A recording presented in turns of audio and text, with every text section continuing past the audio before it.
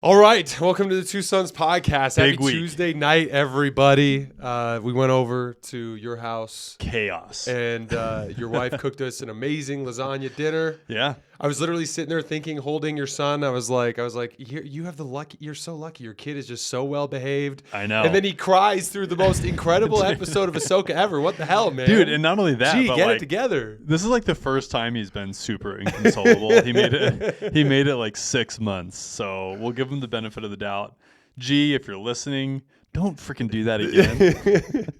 He's a very good kid. Dude, he's the It was unlike him. And honestly, you know what? I had this little moment. I was sitting there and I'm like, I feel like we've made it as old men now. Dude, I know. We're sitting there watching after a good home cooked meal with a baby crying in the background. Just it was a moment, man. it was a moment. Yeah, we've made it. But after a relatively uneventful episode of Ahsoka last week, Yeah. I don't even. It's funny. It's not a filler episode. It was just like you know what it was. It was a prelude. It was the actual what do you call it? The journey part of the episode. Yeah. Like they were traveling to this other system. There's a little space battle in there, but nothing really interesting happens, crazy. right?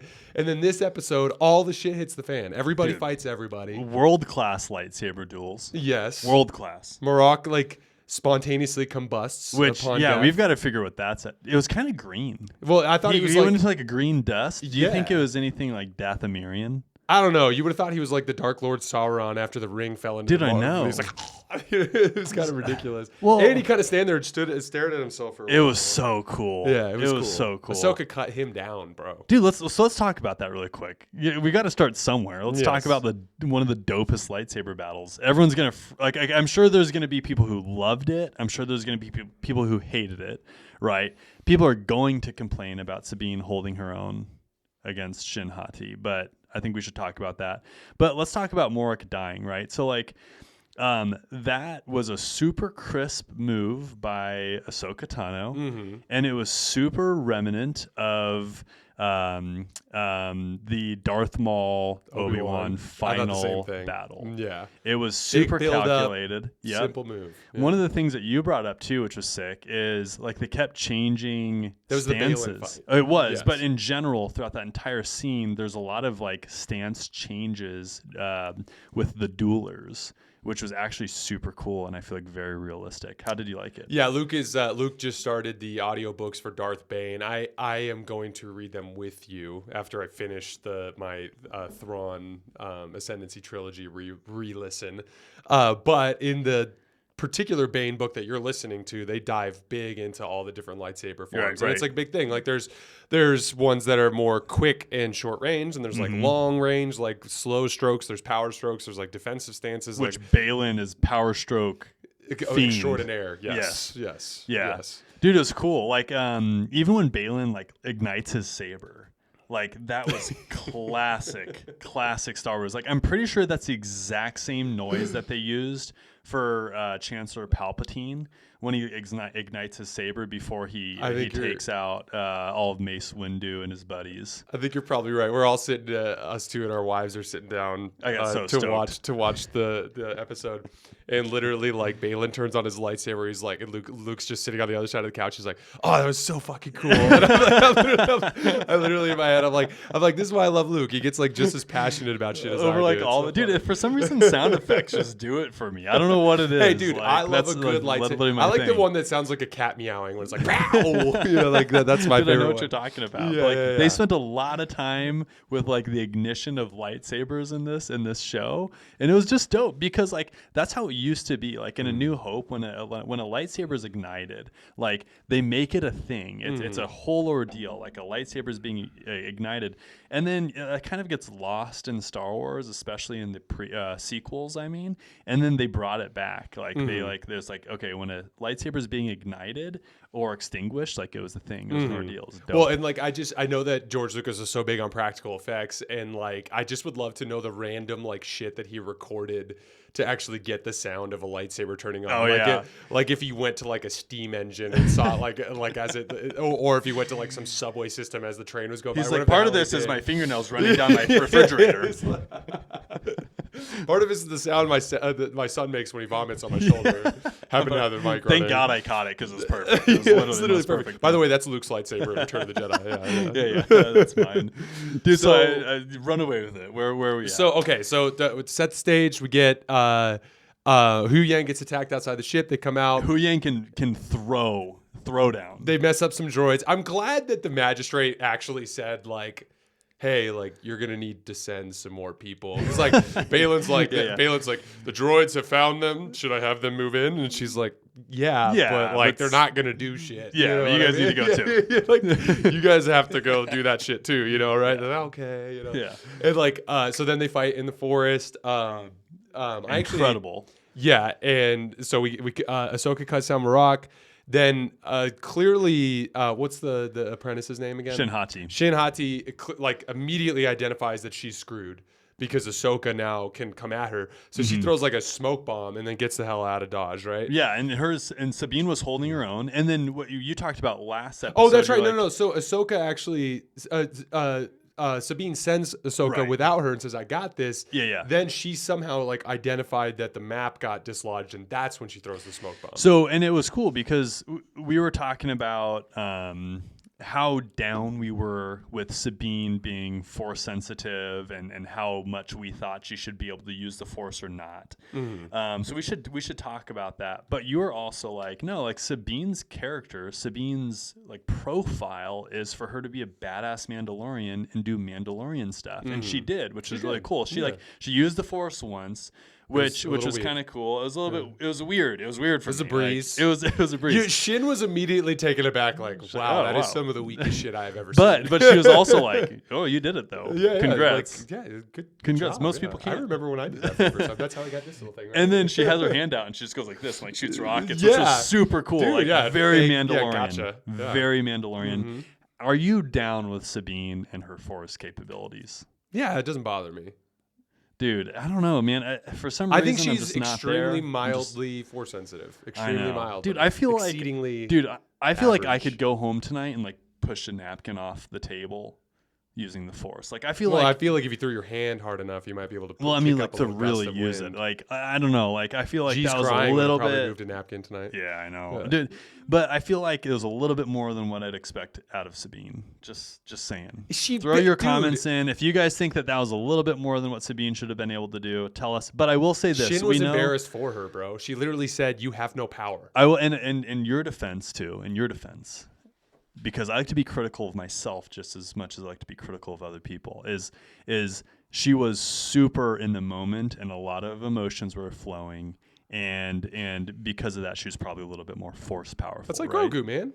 Yeah, I feel you, Grogu, dude. Grogu at the beginning was using the force whenever he felt, severe danger. I do want to brag and say that I did call after the second episode that things were going to progress quickly, and that dude, we would get it's the Balin. going down. I said that we'd get the ultimate conflict with Balin at the beginning, although Balin escaped, which I did not expect. Yes. That we have entered light space. Yes. Oh yeah. So to make a long story short, Balin in Ahsoka fight, they switch forms. They do this dope fight.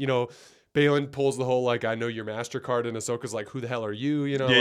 Which is much more of a power move, honestly. For sure. But they fight, but then Ahsoka gets a chance. She actually grabs the map, and it clearly like wounds her because like she gets her ass kicked after that. She was point. super shooken up. Yeah, Gets knocked off of the cliff. Right. Balin. Sabine comes in, threatens to shoot the map, which I'm not sure would have worked considering Balin had to run his lightsaber through it for like a long 15 time. seconds. Yeah, like I feel like that would have been like a fire, and then it would have like ricocheted back into her face or some shit. Like that. That's probably why Balin was like, don't do it. Shoot it. Just go ahead. Yeah. I would do it if I was you. He's like, damn, she should have shot herself in the head. So, but essentially we get to this a grand climax where, and it was funny because I'm kind of disappointed in us that you and I never put two and two together that Ahsoka and Sabine's mission was inherently flawed.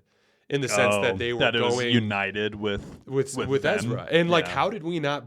How dumb are we? Dude, I know. that we didn't pick up on. I that? know. And then so in our notes, I've got as a note, great storytelling. Yeah. Quite profound. It's on our TV screen right now.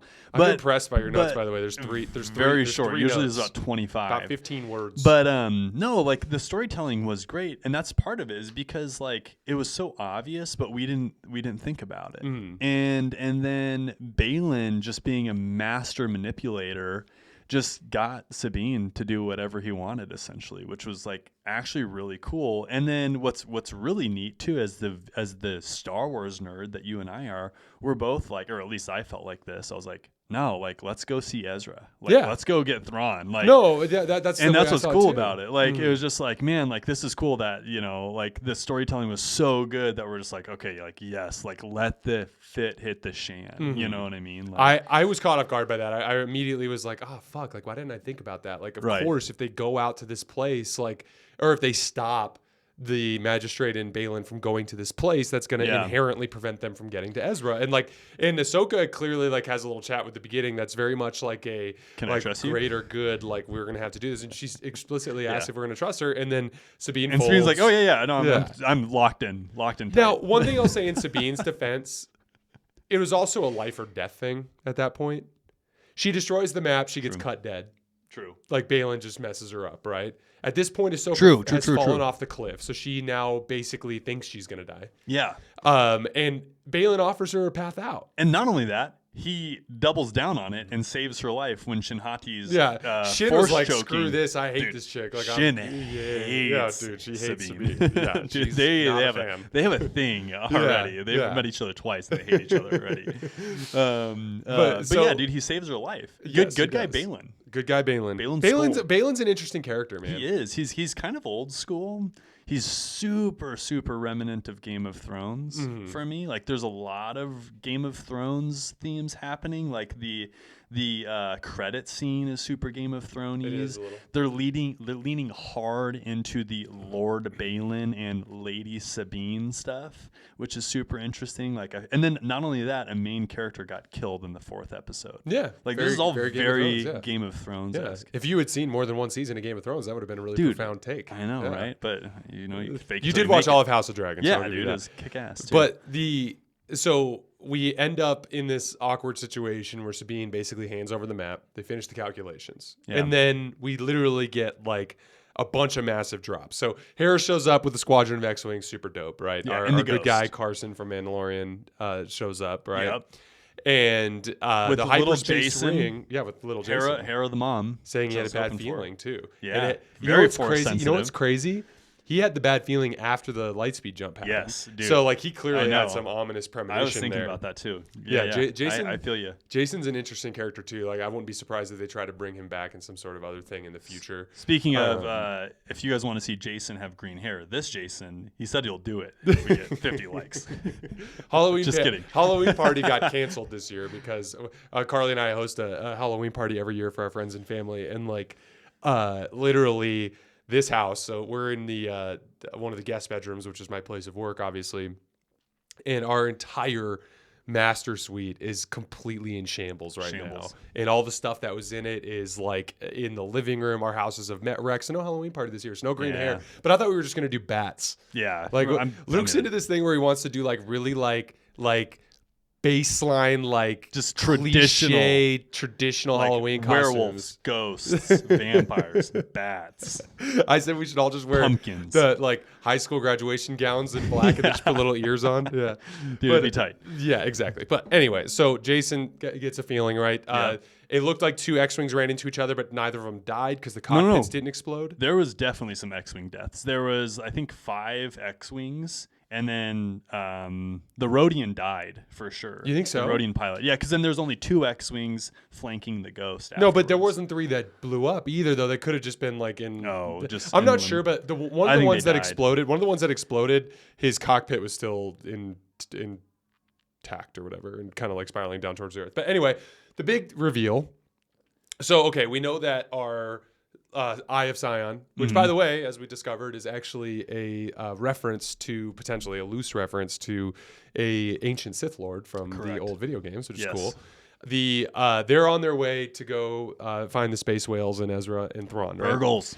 But Ahsoka wakes up in this The portal, this special realm. Couple interesting things there. So I was trying to remember.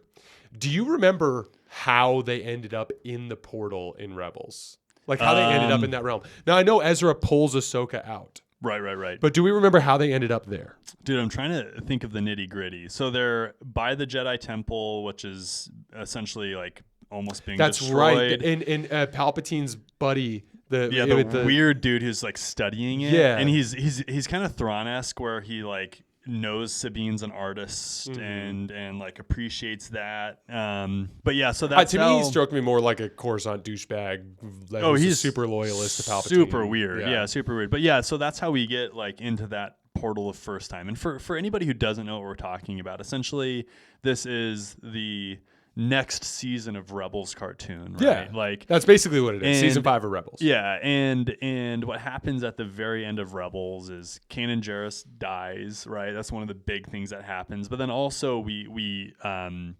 aware of this like portal realm in which Ezra Bridger exists in for a very short while, where he has an opportunity to like essentially choose different lives for himself, and then he chose the noble life, right? And it's also a straight up like time traveling mechanism because he literally rescues Ahsoka from a collapsing temple by pulling her through a portal when she's fighting Vader. And this isn't going to happen because it defeats the purpose of bringing Thrawn back. But like I was like, oh god, I hope they don't do something stupid like have Ahsoka like go back and grab the map, you know, like you know what I mean? Like I hope nothing like that happens because time travel always opens up a bunch of weird possibilities. Well, it does, and it can ruin a plot pretty super quickly. Fast. It can, and it's got to be very special. Yeah, and then all of a sudden nothing matters. You know, exactly. We can just go back in time. There's no go into stakes. the future. There's no stakes. So, like they've done a good job so far about like not diving super deep into that and making it so nothing matters. I'm very curious to see like what the next what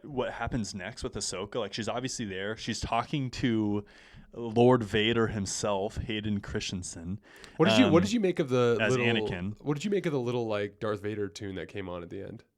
That wasn't any. You don't think that was more about ominous the situation, right? Not like no, Anakin. I don't know, man. Who knows? That's weird, like right? Who knows? But like, and Anakin is good guy Anakin in this. They do good for Hayden Christensen that he's getting more live so action cool. reps. It's so good to see him.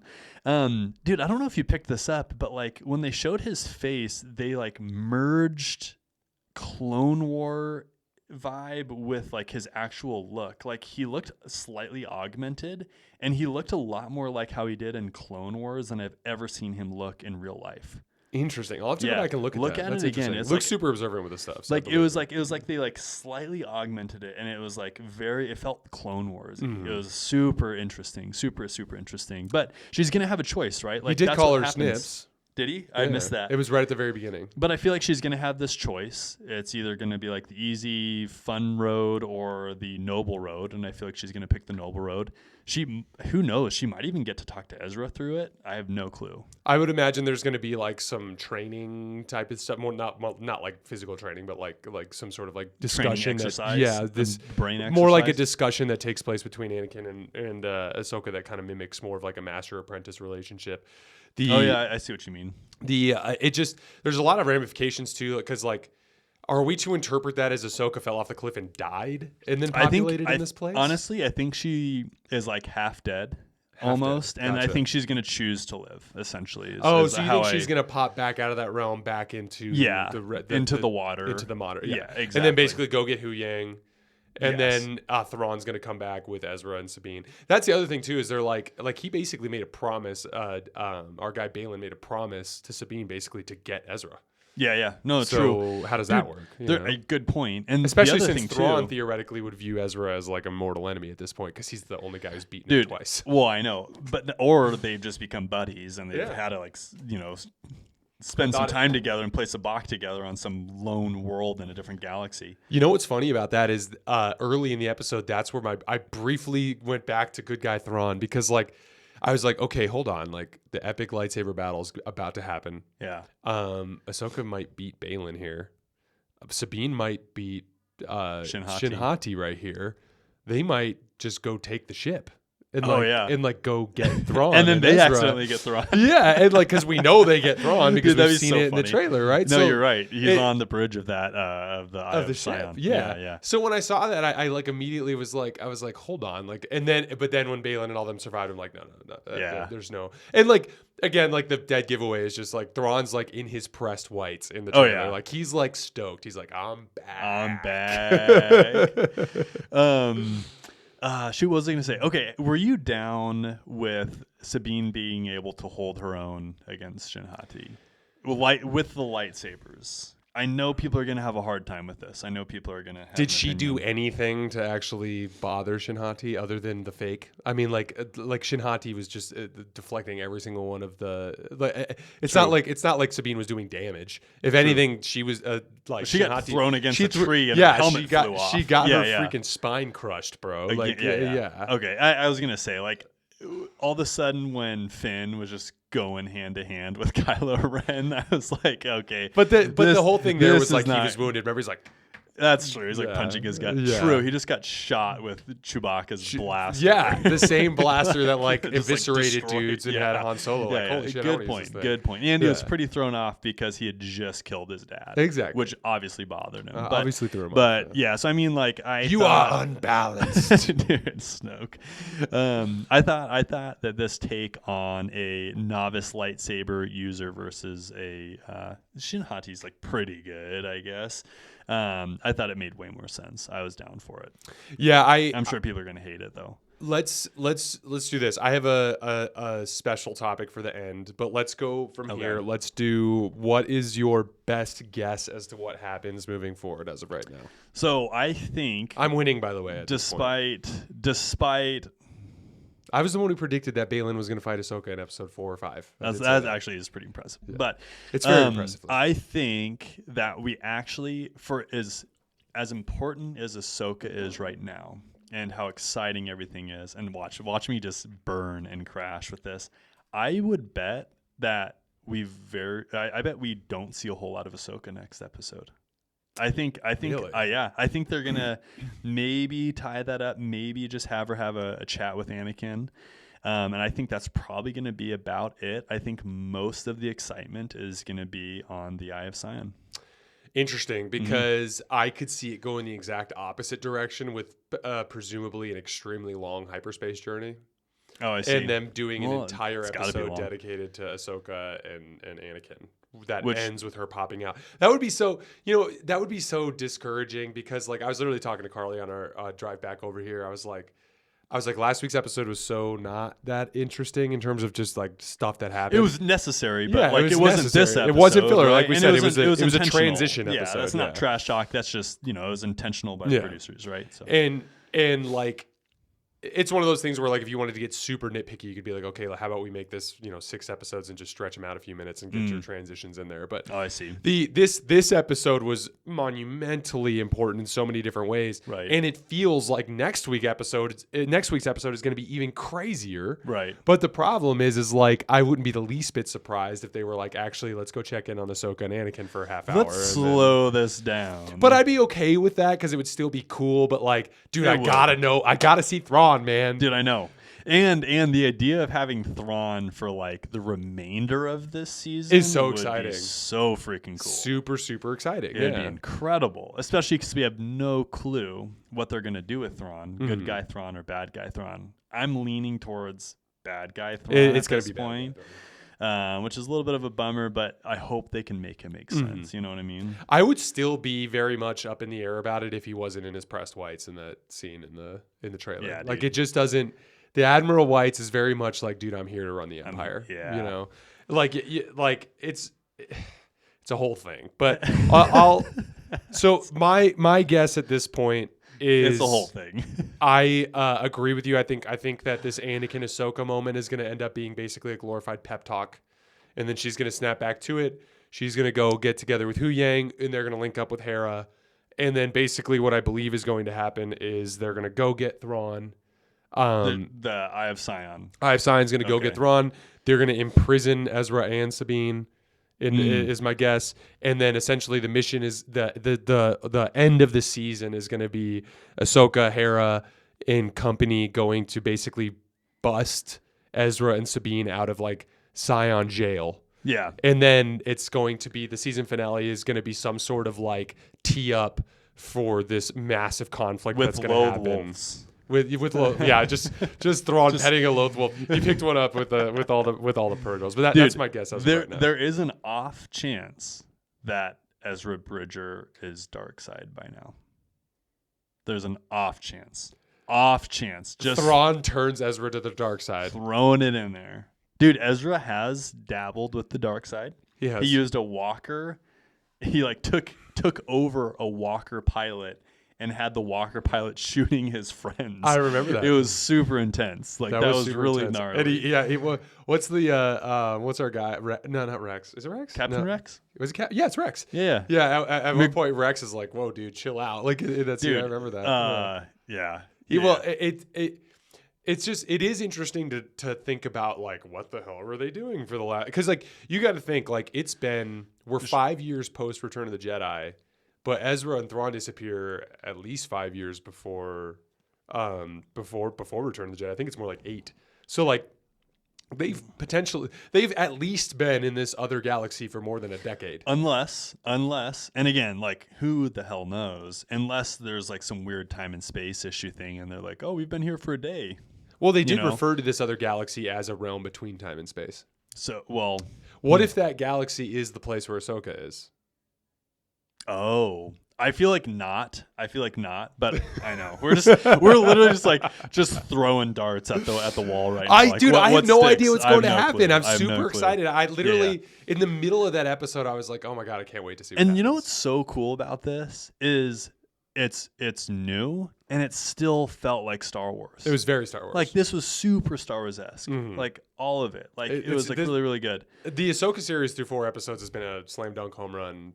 Everything. Yeah. There's one thing that you and I talked about when we were watching this, which kind of pulled us out of the Star Wars universe a little bit. Was Shin Hati's little hop off the stump?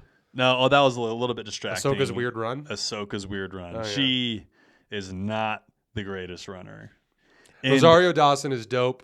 She's been great in this show. She was great in Carly and I just watched all the 5 seasons or whatever of Jane the Virgin, which was hilarious. And she has a big part in that one. And I'm a big Rosario Dawson fan. But I can tell you right now that not my favorite runner that I've seen. Yeah. Dude, in like last episode or 2 episodes do you remember when ago, she was running over the rooftops? Dude, in the Mandalorian episode? I don't know. I can remember. She kind of had that little janky run going on there, too. And then we see her at the Corellia. She's running in the Corellian shipyards. It's very it's a lot of limb movement with not a lot of speed. Yes, dude, you're exactly right. Like wide, like her elbow makes it like all the way up to here. Yeah, dude, her form is and I feel exaggerated. like she lands hard on her feet. Yes, yes. No, like I sorry. We are being hypercritical. Super of Rosario hypercritical. Dawson's running. Rosario, you are kicking ass. You're doing fabulous. Keep it up, girl. But also, not my favorite runner. She was a little bit more warm this episode too. I don't know if you picked up. There on was that. a smile or two in there. A smile or two. So for all of the haters out there. Yeah. Mm-hmm. So my last question before we get out of here. Okay. So I am finishing up. Greater Good, which is the final book in the 6 Thrawn books. Mm-hmm. And in it, this takes place before Thrawn defects, before he gets exiled. And it's a fake exile, for the record. Like, the higher-ups in the Chiss military are very much still on board with Thrawn, because he basically saves the day. And but basically, the Syndicure, all the politicians are, like, sick of the guy. So they're like the compromise that they come up with is, like, the military professionals are like, what if we exile him to lesser space, which is the normal galaxy, and that way we can tell all the politicians that he's gone, but we'll give him a secret mission. And so they pop him down at all these random planets with like supplies, basically as an exile, and deliberately tries to infiltrate the Imperial military, which he does better than anybody. Which he literally becomes an admiral in a couple of years, Grand Admiral. And so, but what happens at the end of the 3rd Ascendancy trilogy book? Right before he gets exiled, is there's a massive Grisk attempt to undercut and overthrow the Chiss Ascendancy. Mm-hmm. And in it, all 3 books have this like memories thing that they do, which I actually think is a super interesting kind of like lyric, or what do you call it, literary device that Timothy Zahn used. And in it, in the first book, it was very much like Thrawn's upbringing as a young Chiss. Through it as a cadet. In the second book, it was very much like a description of the Agbui infiltration of the Chiss to attempt to launch a civil war.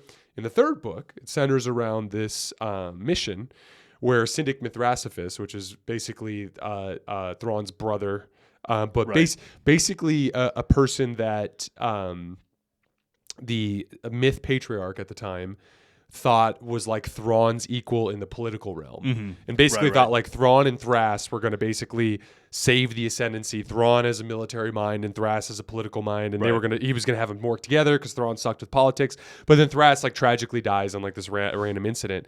But in the third book, there's this mission where the secret artifact gets stolen. Okay. And it's not portrayed like that at the beginning. He's like, hey, we had some cargo get stolen. By the way, this cargo is super important. Right. And so there's this whole thing where Thrawn pulls his Thrawn magic and he saves the cargo, right? Right. So they get back to the to the Stybla Patriarch, and it's this whole. I love that Timothy Zahn did such a good job. The Stybla basically were the one ruling family who guided the ascendancy for millennia, and then they gave up their rule and became one of the lesser families and let 9 families take over, right? But the Stybla Patriarch is like thanks, like we appreciate it, and Thrawn's like, what's in the box? And he's like, I can't tell you. And he's like, I know it's a weapon. Yeah. And he's like, and he's this really dope line from Thrawn. He's like, I am a warrior. And he's like, I can best serve the Chiss Ascendancy when I know what tools are available to me. Like that kind of thing. So the Stybla Patriarch basically then informs him about this weapon called Starflash. And it dawned on me in this rewatch of the book or re-listen to the book that Starflash doesn't actually play a role in the book. Yeah. Oh. It was essentially like they hint at it, like Thrawn's like, oh, I gotta go to Spacia to grab or I gotta go to, I can't remember what the planet is where they keep all the secret stuff, but he's like, I gotta go there to get a tool, but he actually goes to get the gravity well generator, and he uses that to beat the Grist because he hides it in the ship. That's like, it's a whole thing. It's so cool. Yeah, it's very cool. I'm just take it from us. It's really dope. Yeah. Well, those of you who have read are following along, but the point is like Starflash is like a huge part of the third book. It's like it is, and just all of a sudden it's just. And all of a sudden, it just nothing happens. No, I know what you mean. And essentially, what Starflash was is there was at some point in the distant history of the Chiss Ascendancy, there was an enemy that literally conquered all of their outer planets and amassed their forces for a final assault on Sheila. Yeah. And the Chiss knew they couldn't win. That's what it is. Yep. And so the Stybla Patriarch at the time puts the Starflash, which they found in lesser space when they were fighting in the Sith Wars, and he loads it up in there and sends the ship into the middle of the fleet and then fires it. And basically it was like a particle weapon that would fire at a sun. Yeah. And then the sun would shoot it back at thousands of times its force, essentially. And it blows up the enemy. It required 20 Chiss to sacrifice their lives. It's this whole thing. And then at the end, Thrawn's like, that's not the Starflash that was used. And he's like, how do you know? And he's like, well, he's like, this. And he goes, you see that right there? That's never been used before. And he's like, you guys have a second Starflash, don't you? Dude, he's so good at it. And he's like, who but else it comes knows? with a great cost to use. Yeah, of course. Yeah, it kills it. That ended up being their planet. It basically sent their planet into a climate crisis where they had to hide behind the surface or below the surface, and 90% of the people that lived on the planet had to leave. Yeah. So it was a great cost, but essentially, Thrawn identifies that they have a second one, and the Patriarch admits to it. Thrawn goes, who knows? And it's basically, he's like, the 4 of us in this room, and then he's like Supreme Admiral Jafask and General Bakif, these 2 military guys that are high up in the Chiss Ascendancy. And so basically, there is this like super weapon that Thrawn knows about. That Timothy Zahn spent a good amount of time, like a healthy amount of effort, putting you are into the book. It back, and I love it. And I was listening to it today, and I thought to myself, I'm like, again, it's a super long shot. No, man, but like I literally thought to myself, I'm like, that's why? tight. Why did he do that? Yeah, you know? and then because he's so calculated. Timothy Zahn is calculated. That's obviously Thrawn. He is Thrawn. He is Thrawn. Essentially, he's Thrawn. So, but like, yeah, dude, he spent a lot of time like teeing that up just for nobody to get into the tee box and take a swing at it. You know what I mean? It's there. Yeah, I was. It's there. My brain was going all over the place with that today because I'm very, very curious to see where this all goes. I'm having a blast. I don't know about you. So Jason just was talking about Mithrasius and Mithrasiphus and Mithron Eurodo, which is Thrawn. Mithron and the Eurodo, myth family and all this him stuff. saving Starflash is so what caused him to yeah. go from Mithron Uru to Mithron Eurodo. Yeah. So long story short, for anybody who's like, what are these two nerds gabbling on about, is essentially there's a mega weapon that the Chiss Ascendancy owns that Thrawn knows about and almost nobody else knows about. Yeah. That Thrawn could unleash and to wreck some havoc. Thanks for turning my 5-minute rant into something that was much more digestible. Well, dude, I'm just like thinking about like the casual viewer, and they're probably just drooling at the mouth right now.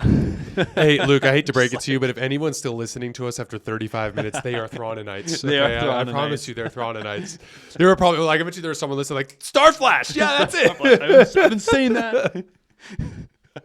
If you also thought of Starflash, throw that shit in the comments. I want to hear it. Please do.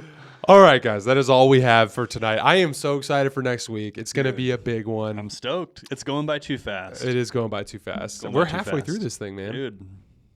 But as always, we sincerely appreciate you guys supporting the show. Don't forget to subscribe. We appreciate you guys who have commented as well. And we will see you guys next week. Thanks a lot.